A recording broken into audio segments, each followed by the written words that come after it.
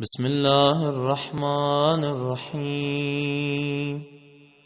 السلام عليك يا ابن رسول الله، السلام عليك يا ابن أمير المؤمنين،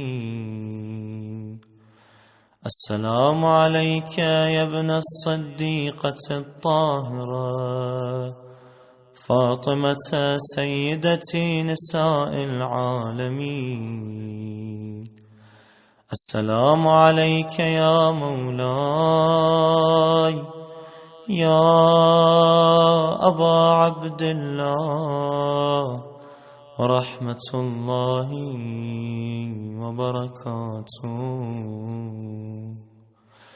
أشهد أنك قد أقمت الصلاة وآتيت الزكاة وأمرت بالمعروف ونهيت عن المنكر وتلوت الكتاب حق تلاوته وجاهدت في الله حق جهاده وصبرت على الأذى في جنبه محتسبا حتى أتاك اليقين. أشهد أن الذين خالفوك وحاربوك والذين خذلوك والذين قتلوك ملعونون على لسان النبي الأمي، وقد خاب من افترى. لعن الله الظالمين لكم من الأولين والآخرين وضاعف عليهم العذاب الأليم.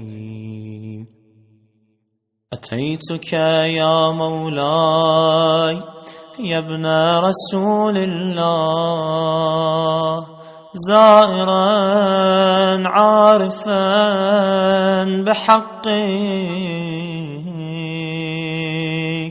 مواليا لأوليائك معاديا لأعدائك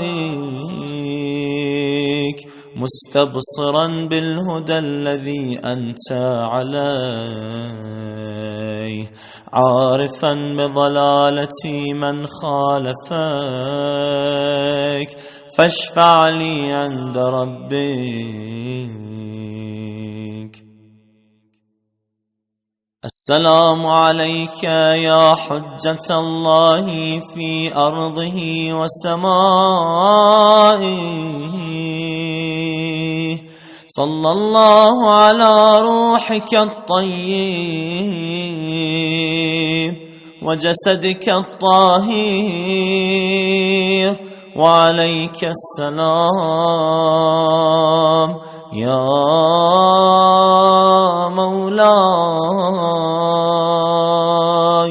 ورحمة الله وبركاته.